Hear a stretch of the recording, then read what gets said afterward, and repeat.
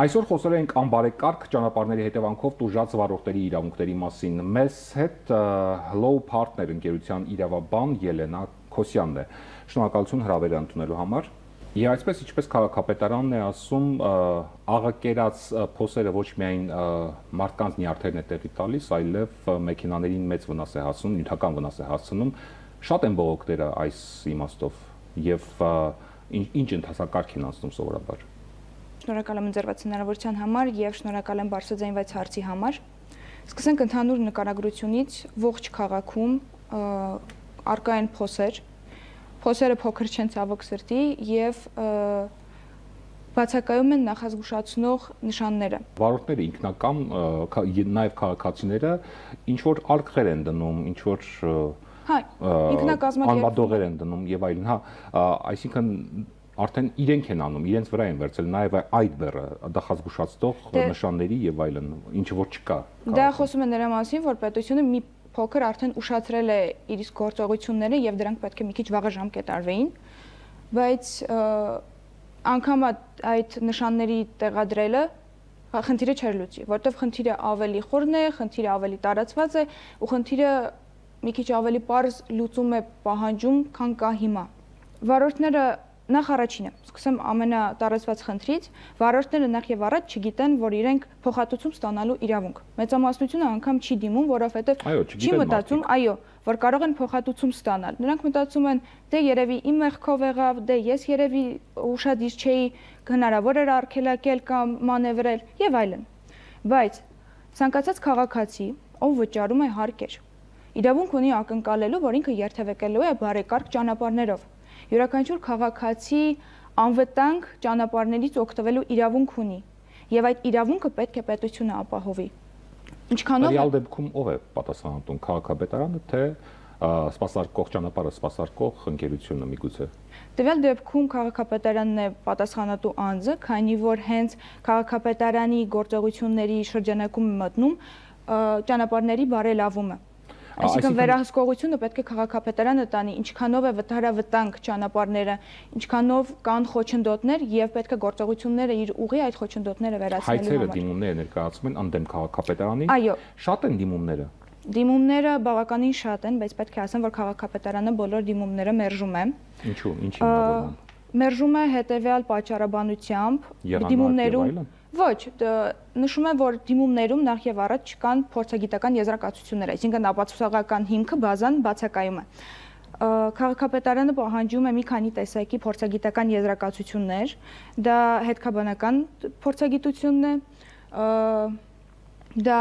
վնասի եւ պատահարի միջև արկա պատճառահետևանքային կապի հաստատման ուղղված փորձագիտական եզրակացությունն է եւ դա ապրանքագիտական եզրակացությունն է։ Բացի այդ, քաղաքապետարանը նաեւ հղում է, եթե չեմ սխալվում, 955N որոշմանը ու ասում է, որ այնտեղ մատնանշված փորձագիտական եզրակացությունները նույնպես պետք է ներկայացվեն։ Ու քաղաքապետարանի ամենակարևոր փաստարկը կայանում է նրանում, որ ինչքանով է քաղաքացին ճիշտ պահվածք դրսևորել եւ ինչքանով էր անհնար արգելակումը, կներեք։ Իսկ քաղաքացին պետք է խուսափեր այդ վտանգից։ Բայց ինչքանով է նորմալ պատասխանատվությունը եւ բացասական հետևանքները քաղաքացու վրա դնելը։ Այո, քաղաքացին որպես վարորդ պետք է հետևի վարորդական կանոններին, երթևեկության կանոններին, մնացած երթևեկության մասնակիցների հետ մեկտեղ պետք է դրսևորի adekvat նորմալ պահվածք երթևեկելու ընթացքում, բայց քաղաքացին չունի փոսից խուսափելու պարտականություն։ Քաղաքացին ունի ճանապարհներից անվտանգ օգտվելու իրավունք, բարեկարգ ճանապարհների իրավունք։ Այդ իրավունքը մեզ տվել է պետությունը։ Ես ինքս էլ որպես վարորդ կարող եմ խոսել, դա այս ամեն ինչը ուղղակիորեն վերաբերում է նաև ինձ։ Ես ուզում եմ երթևեկել անվտանգ եւ ես ուզում եմ իմանալ, որ երթևեկությունը կախված է գոնե մեծամասնությամբ ինձանից, բայց եթե ես ամեն մետրի վրա պետք է մտածեմ, վայ ուշադիր լինեմ հանկարծ այս մի փոսը չընկնեմ, որովհետև հնարավոր է այդ փոսից դուրս չգամ, նորմալ չէ պատասխանատվությունը դնել թույլ օղակի վրա, այս դեպքում թույլ օղակը քաղաքացին է։ Հիմա տեսեք, եթե վարորդը փոսերի պատճառով վնասել է մեքենան, ինչ ընթացակարգ պետք է անցնի, այսինքն պետք է կանչել ճանապարհային ոստիկանին, պետք է ունենալ վկա միգուցե, այսինքն ինչ ընթացակարգ պետք է անել եւ ինչ թղթաբանական, այսպես ասած, արխիվ պետք է ունենա հայցադիմում պատրաստելու համար։ Սկսեմ նրանից, որ պարտադիր պետք է տեղեկացված լինել, այսինքն ճիշտ գործողությունների դրսևորումը հենց կհանգեցնի նրան, որ քաղաքացին հնարավոր է որևէ արդյունքի հասնի։ Եթե տեղի ունեցել պատահար, խորհուրդ է տրվում առաջին հերթին պատահար նկատի ունեք փոսի մեջ է։ Փոսի մեջ է ընկել, որևէ վնաս է իր գույքին հարցվել, տվյալ դեպքում մեքենային։ Հենց այդ պահին, հենց այդ վայրկյանին, հենց այդ դիրքով ցանկալի է լուսանկարներ անել։ Այդ պահին կանչել ոստիկանություն, որպեսզի գան պատահարի փաստը արձանագրեն։ Եթե կան վկաներ, կան ականատեսներ, պարտադիր վերցնել նրանցից ցուցմունք։ Դրանից հետո հաջորդ փուլին ենք անցնում, ցավոք սրտի մի քանի տեսակ փորձագիտական եզրակացությունների կարիք կան, դրանք արդեն թվարկեցի ու այս ապացույցների հավաքագրման փուլը շատ կարևոր է։ Ըստ քաղաքապետարանի, այո, բայց այստեղ ծագում է եւս մեկ խնդիր։ Փորձագիտական եզրակացությունները այնքան էլ էժան չեն։ Եվ եթե քաղաքացին կրել է օրինակ 100,000 դրամի վնաս, նա պետք է մի քանի անգամ ավել գումար ծախսի ապացույցներ հավաքելու համար, եթե կարիք կա իրավաբանի ծառայություններին դիմելու համար, որը կրկին վճարովի է։ Որը կրկին վճարովի է, որովհետև ընթացակարգը ինքը բավականին երկար է, ինքը շատ ծավալուն է։ Դա առաջին հայացքից է թվում, որ հա վնաս է, հա փոս է, հեսա շատ արագ փոխհատուցում կստանանք, բայց ճանապարհը բավականին երկար է։ Դատական պրակտիկան կա ձևավորված արդեն դատական պրակտիկա, ով է սովորաբար շահում, վարորդը թե Քանի որ սա վարչական դատավարության ոլորտ է, այստեղ կան առանձնահատկություններ,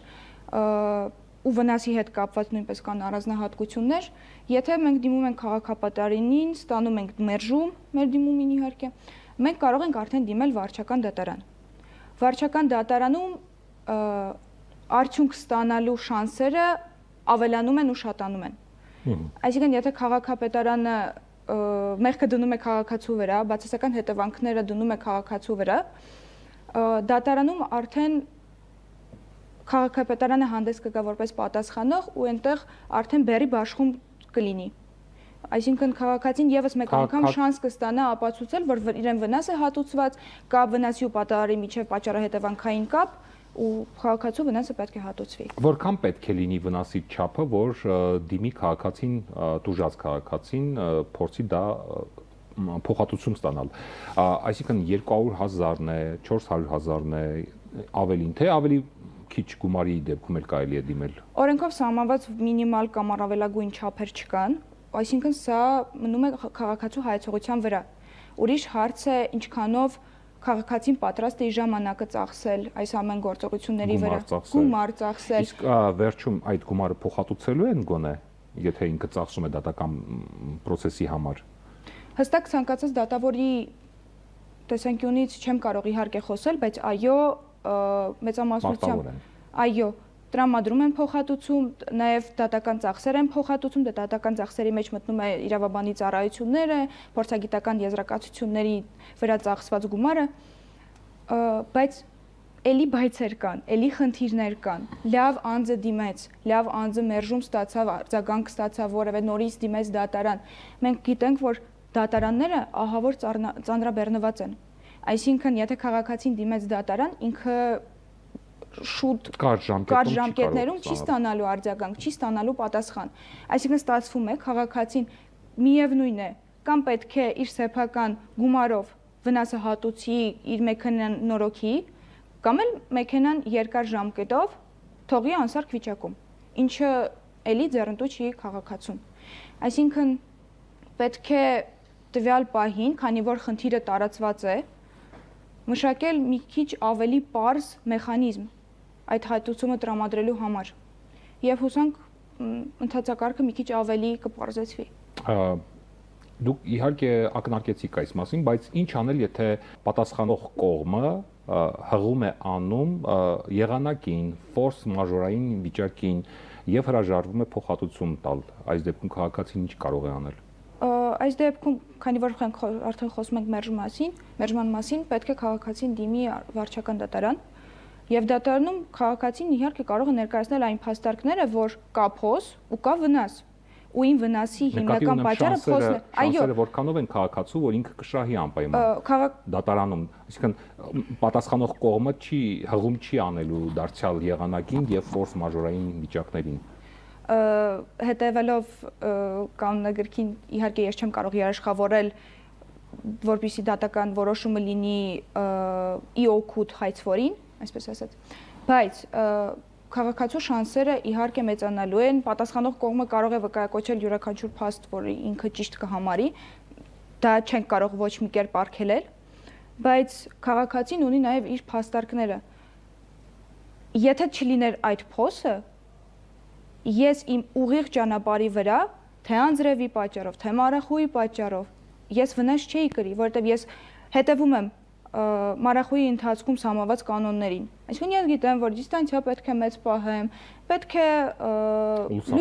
լուսացակները միացնեմ, այո։ Այսինքն մենք պետք է հասկանանք հիմքը որն է, եթե մենք փոսերը բացառեինք, վնասը կբացառվեր, այո, պատճառահետևանքային կապ կա։ Այս պահին, որքանով ես տեղյակ եմ, քաղաքացիները, վարորդները կոլեկտիվ հայցեր են ներկայացնում ընդդեմ քաղաքապետարանի, որքանով են սրանք արդյունավետ այս տեսակի հայցերը եւ ինչ անել, որ նման դեպքերը դառնան ավելի հաճախակի։ Սա միգուցեև քաղաքապետարանին կամ իշխանության քաղաքային իշխանությանը ստիպի վերանայել իր գործողությունների բնույթը։ Կոլեկտիվ հայցերը այս դեպքում իմ սուբյեկտիվ կարծիքով այնքան էլ արդյունավետ լուծում չեն, քանի որ ցանկացած առանձին գործով, պատահարով, դատարանը պետք է օրինակ նշանակի փորձաքննություն։ Մեկ գործով կարող է նշանակել, մյուս գործով կարող է չնշանակել, մի գործով մի տեսակի փորձաքննություն է լինելու, մյուս գործով ուրիշ վկա են կանչելու, այսինքն հանգամանքները ամեն դեպքում տարբեր են։ Կա տարբերություն մայրաքաղաքի եւ համայնքային ճանապարհների դեպքում քաղաքացին նման դեպքերում, ասենք, համայնքի բնակիչ է, ում է դիմում։ Այս դեպքում պետք է քաղաքացին դիմի համապատասխան մարզպետարան, անգամ եթե քաղաքացին դիմում է սխալ վարչական մարմին, վարչական մարմինները ունեն պարտականություն վերահասցեագրելու դիմումը, պատշաճ մարմին։ Այսինքն այս դեպքում նույնպես քաղաքացին իրավունք ունի, անգամ եթե ինքը չգիտի հստակում դիմի եւ իր դիմումը կվերահասցեագրեն։ Վերջում ինչ 3 հիմնական խորհուրդ կտակ վարորդներին նման դեպքերում իրենց իրավունքը օգտագործեն, իմանան ինչպես պատրաստ լինել եւ ում դիմել։ Շահերը պաշտպանելու համար առաջին հերթին խորհուրդ կտամ լինեն տեղեկացված, նայել հաղորդումը, որպեսզի լինեն տեղեկացված, իմանան, որ եթե պատահարի մեջ են հայտնվել, պետք է պարտադիր սկսեն ապացույցների հավաքագրումից, որպեսզի կարողանան արդյունքի հասնել լուսանկարներ, վկաներ, եթե կարող են նաև փորձաքննություն, պարտադիր պետք է ոստիկանություն կանչեն, որպեսզի փաստը արձանագրեն եւ իհարկե գնան իր իրավունքները պաշտպանելու, չհանձնվեն, դիմեն քաղաքապետարան, անգամ եթե քաղաքապետարանը մերժում է, դիմեն դատարան, որպեսզի գոնե այդ կերպով փորձեն իրենց իրավունքները պաշտպանել, որովհետև եթե չփորձեն իրենց իրավունքները պաշտպանել, իրենց իրավունքները իրենցից բացի ոչ ոք չի պաշտպանի։ Ինչ եք կարծում, եթե հաճախակի լինեն նման բողոքները եւ դիմումները, հայցադիմումները,